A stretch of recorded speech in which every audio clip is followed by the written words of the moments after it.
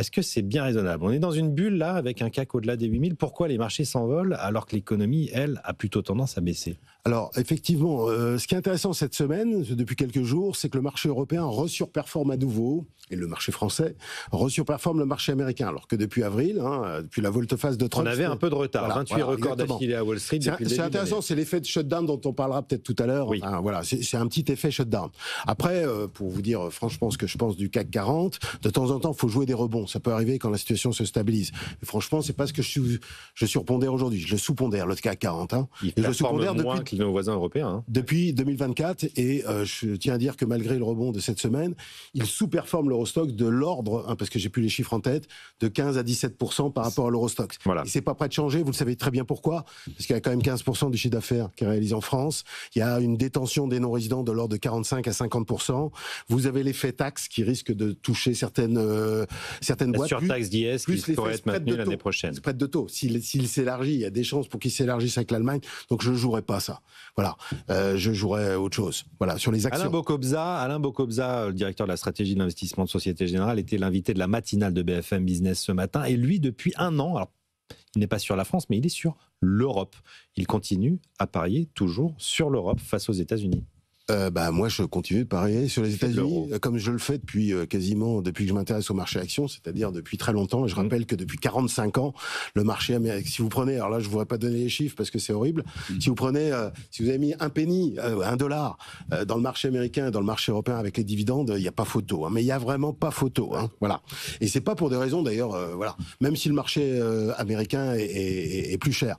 Donc. Et sur la France, donc, vous nous dites que. Alors, faut jouer des petits rebonds sur les small caps françaises aussi qui ont été massacrées par rapport même aux small caps européennes, qui elles-mêmes sont massacrées par rapport aux big caps européennes.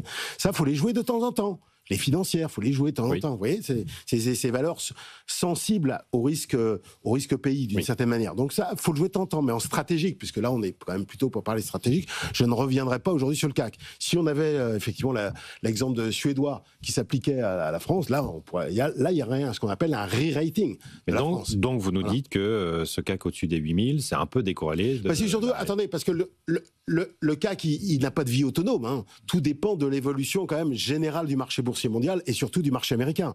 Là, ce qui est intéressant, c'est de voir qu'il y a un retour de l'Europe, mais je crois que c'est un effet shutdown, parce que là, on ne sait pas où on est avec le shutdown. C'est-à-dire qu'on sait même pas, on n'aura pas les statistiques, semble-t-il qu'on n'aura pas les statistiques d'emploi, on ne sait pas ce que veut faire la Fed.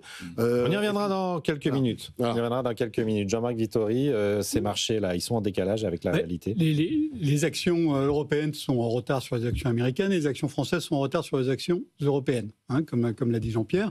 Et donc, il y a des gens qui essaient de jouer ça. Et voilà ce qui se passe. Bon, c'est aujourd'hui. Jean-Pierre dit les entreprises du CAC 40 elles font 15% de leur chiffre d'affaires en France. Ça veut dire même qu'elles en font 85% à l'étranger, ou sur beaucoup de marchés, ça va mieux. Donc, encore une fois, il y a effectivement des coups à jouer. C'est aussi ça le signe du CAC 40, c'est multinational et qu'il y a de la croissance ailleurs qu'en France. On a cette chance d'avoir de très belles entreprises très internationales qui réussissent sur les marchés en croissance. D'ailleurs, c'est tout le problème qu'on a eu dans le fameux débat sur la taxe Zucman récemment, c'est qu'il y a eu des réussites formidables de familles, en particulier dans le luxe, avec un enrichissement formidable, mais parce qu'effectivement, elles ont su tirer parti de la mondialisation, donc c'est une des forces du pays, mais qui n'est pas du tout perçue comme telle par beaucoup de gens, malheureusement, qu'il faudrait célébrer, et qui fait qu'effectivement, le CAC est relativement décorrélé, heureusement, de la situation française. L'or a pris 50% depuis le début de l'année. Il se dirige tout droit. Alors on est à 3865 € l'once, je crois, ce matin. Enfin, il se dirige tout droit vers les 4000, là, non Pierre Petit. Oui, c'est signe de quoi, ça? Moi, je ne fais pas de prévision sur le niveau. Ça ne veut rien dire. Puis en plus, c'est très difficile de valoriser l'or. Donc, ça, c'est pas la peine. La seule question qu'il faut se poser, c'est est-ce que, à horizon 6 mois, 1 an, parce que quand tu achètes de l'or, c'est pas pour gagner de l'argent la semaine prochaine, est-ce qu'il faut en avoir un peu plus que d'habitude? Ma réponse est encore oui. Voilà, on le surpondère encore dans les matières premières et dans l'allocation d'actifs générales. D'ailleurs, il ne monte pas depuis la semaine dernière. Tu mentionnes la performance de cette année. Il monte depuis 10 ans. Et pourquoi parce qu'il s'est passé des choses dans les années 2010, et notamment au milieu des années 2010, ou début des années 2010. Il y a les tensions internationales. Je rappelle que l'annexion de la Crimée, c'est en 2014. Oui. Les mesures prises par l'administration Obama contre les banques européennes, etc. Oui. Première défiance vis-à-vis de la valeur du dollar, c'est dans les années 2010. Et puis ensuite, ça s'est pas arrangé. Il y a eu des chocs politiques, Brexit, Trump, etc., Covid, et puis la guerre d'Ukraine, la guerre au Moyen-Orient, Israël contre Iran, etc. Enfin, il y a si vous corrélez l'or, la valeur de l'or en dollars, avec des indicateurs qu'on connaît d'incertitude politique, Oui. Grosso modo, on a quand même une corrélation qui monte depuis 2015. Voilà. Et en plus, l'or, quand on se pose des questions sur la valeur du dollar, sur la valeur, sur le statut du dollar, sur l'indépendance de la Banque centrale américaine, etc., c'est une. Alors, en plus, elle a des atouts aujourd'hui. L'or est un actif international. Oui. Il n'y a pas de risque émetteur. Il n'y a pas de passif. N'oubliez jamais que quand vous achetez des actions, vous achetez l'actif net. Donc là, il n'y a pas de passif. Ça rapporte rien, il n'y a pas de dividende, il n'y a pas d'intérêt, mais voilà, ça, c'est un actif qui en plus est relativement décorrélé des actions et des obligations, en fonction d'un certain nombre de circonstances. Donc c'est un actif qui a sa valeur intrinsèque, indépendamment même de l'environnement, si je puis dire. Mais c'est presque un retour à l'étalon or. J'en discutais avec Jean-Marc Daniel ce matin. C'est aussi les banques centrales qui achètent beaucoup d'or. C'est le point essentiel. Jean-Pierre, je suis surpris que Jean-Pierre ne l'ait pas mentionné. Si, je voulais le mentionner. Mais la raison pour laquelle les cours montent depuis 10 ans, c'est parce que les banques centrales des pays émergents achètent massivement de l'or. Pourquoi elles achètent massivement de l'or ? Elles achètent massivement de l'or, alors ça Jean-Pierre l'a dit, parce qu'il y a de l'inquiétude sur le dollar. Il y a effectivement eu les politiques menées, il y a aussi eu le quantitative easing. Qu'est-ce que c'était le quantitative easing ? C'était imprimer des billets. La réserve fédérale qui imprimait des billets pour acheter de la dette. Et donc, à partir de ce moment-là, vous commencez à vous interroger sur la valeur des billets. Effectivement, il y a eu des mesures. Il y a aussi eu les mesures d'extraterritorialité appliquées par les États-Unis avec le dollar. Vous vous souvenez, c'est BNP Paribas qui s'est pris une amende de près de 10 milliards de dollars. En anticorruption. Et donc, dans les pays émergents, de plus en plus, on se dit il va falloir trouver un autre truc. Il y a un autre point qui a joué un rôle absolument clé là-dedans, c'est ce qui s'est passé en 2022, quand la Russie a envahi l'Ukraine, et que les Occidentaux ont dit on va geler les avoirs de la Banque centrale russe. Et donc ça, pour la Russie, le message était clair, mais je peux vous dire qu'à Pékin, en Afrique du Sud, qu'au Brésil, on a aussi regardé ça de très très près. Et donc, clairement, ce qui se met en place, et ce que traduit pour moi d'abord le prix la flambée du prix de l'or, c'est une défiance croissante vis-à-vis du dollar, qui pour l'instant ne peut pas trouver d'autres formes d'exutoire, parce qu'il n'y a pas d'alternative monétaire réelle pour l'instant. Je voudrais juste ajouter un point, parce que je voulais en parler, et je voulais ajouter aussi une chose, c'est parce que j'ai beaucoup de questions d'investisseurs qui me disent, mais ça fait 10 ans qu'elle reconstitue des réserves d'or. Est-ce qu'on doit être à un niveau maximum? Si on regarde du point de vue de l'histoire, pas du tout. Pas du tout. Pas du tout. Donc on a encore du potentiel. Est-ce qu'on connaît le volume total du marché de l'or? Quelle est la taille du marché de l'or? C'est un chiffre que j'ai trouvé ce matin. De quel point de vue? Combien est valorisé aujourd'hui le stock d'or mondial? On peut pas. En dollars? Oui. Oui. Faudrait que. J'ai trouvé des chiffres autour de 20-25 000 milliards, mais je te le donnerai par mail parce que j'ai plus le chiffre récent. Mais ce qu'il faut regarder, c'est le chiffre de capital, effectivement, de la capitalisation de l'or d'une certaine manière, à sa valeur en dollars aujourd'hui, par rapport à ça, parce que c'est une bonne question, par rapport à la capitalisation boursière, parce que la capitalisation boursière a continué de progresser, ou à la masse monétaire. On n'est pas dans des niveaux totalement extrêmes. Et encore en plus, on est dans un environnement aujourd'hui tout à fait particulier et qui ne va pas s'arranger, à mon avis. Je voudrais juste rappeler qu'au niveau géopolitique, parce que ça compte quand même beaucoup, au niveau géopolitique, on n'a aucune avancée sur la guerre d'Ukraine. Le sommet d'Anchorage cet été et de Washington n'a rien fait avancer. Donc voilà. Et sur le débat, sur le conflit entre Israël et Iran, on n'a pas du tout avancé non plus. C'est les deux conflits les plus sérieux, je dirais, aujourd'hui au niveau géopolitique. Et ça, c'est également essentiel. Et la politique menée... pour répondre à ta question précise, j'ai plus les chiffres précis là, mais je pense qu'on a encore aussi, là, de ce point de vue, du potentiel. Voilà. Alors, juste une dernière remarque sur les banques centrales. Moi, ce que je dis toujours, je l'avais dit au moment du quantitative easing, on ne peut pas lutter contre une banque centrale. Donc, quand un actif est sponsorisé par un gouvernement, comme le Bitcoin, Oui. le gouvernement américain, ou par une banque centrale, en général, faut plutôt l'acheter. Et ça marche bien.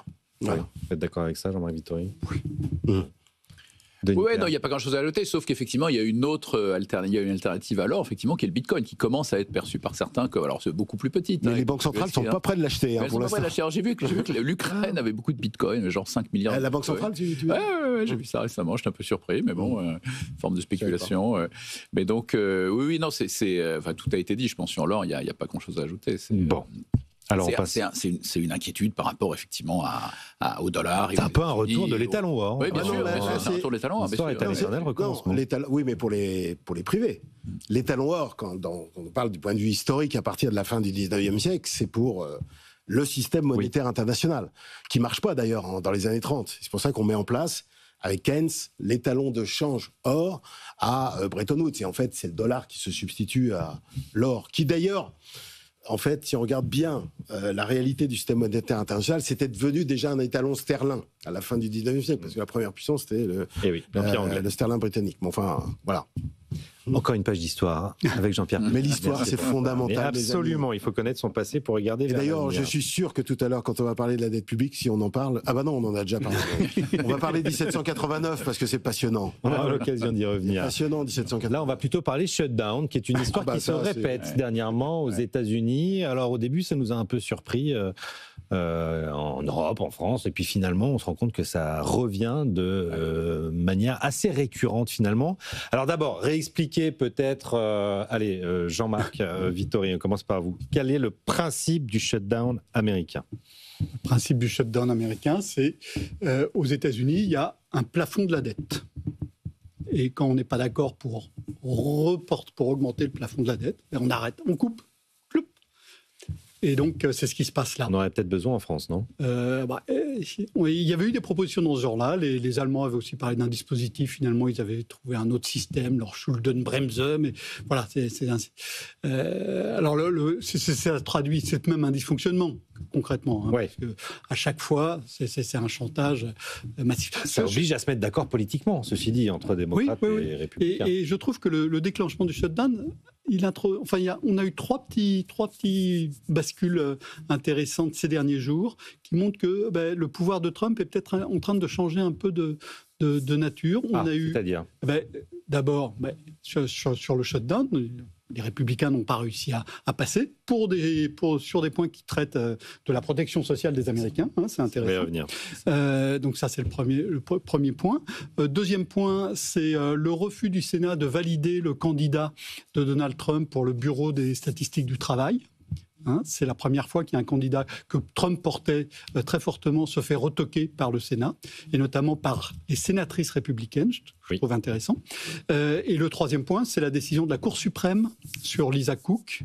Je vous conseille de lire la décision membre du board de la Fed, qui est débarqué par Donald Trump voulait qui elle-même débarquer sur une accusation qui n'est pour l'instant pas prouvée de triche sur des histoires d'emprunts immobiliers.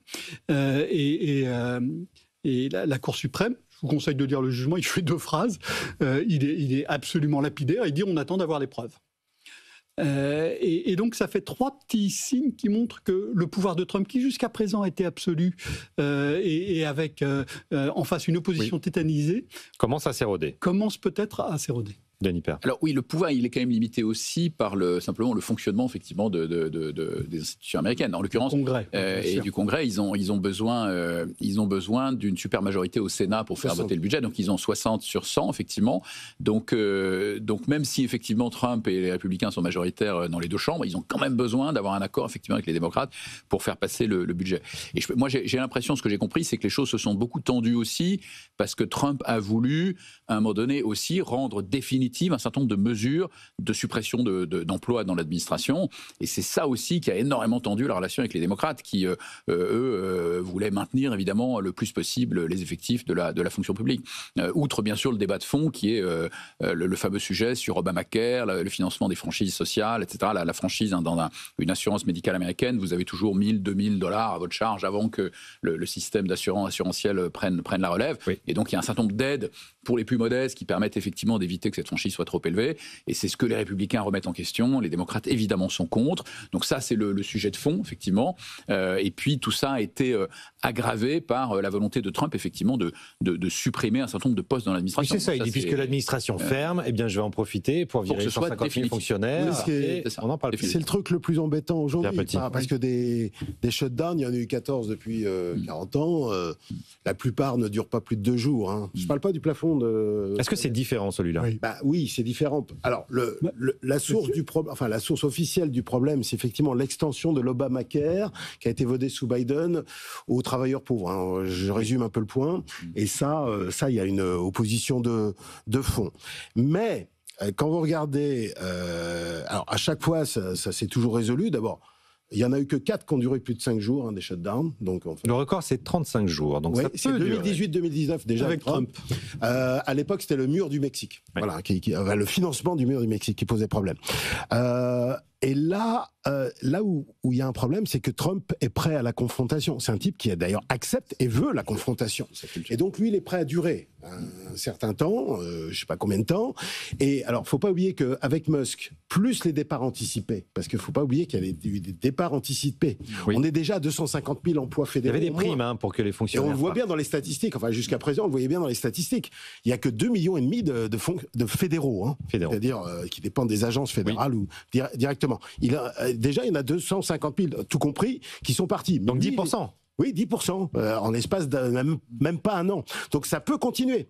Et d'ailleurs, actuellement, là, sur le shutdown actuel, parce que vous savez qu'il y a des exceptions en fonction. Les services de sécurité, évidemment, on ne coupe pas le FBI, la CIA et même la Social Security, etc., ne sont pas touchés. Il y a 750 000, potentiellement, il y a 750 000 fonctionnaires fédéraux qui sont potentiellement touchés aujourd'hui. Donc c'est plus important qu'avant. Et en plus, les lois d'appropriation budgétaire n'ont pas été votées. Aucune. Vous savez que c'est un peu compliqué la loi de finances américaine. Mais disons, il n'y a rien qui a été voté. Donc il y a un nombre d'agences, un nombre de services administratifs de l'administration fédérale potentiellement beaucoup plus élevé que dans les shutdowns précédents. Et comme Trump veut la confrontation, et qu'on est en plus dans un flou artistique du point de vue de la réserve fédérale et même des statistiques, parce que cet après-midi... On n'aura pas les chiffres de l'emploi, c'est ça ? On n'aura pas les chiffres de l'emploi.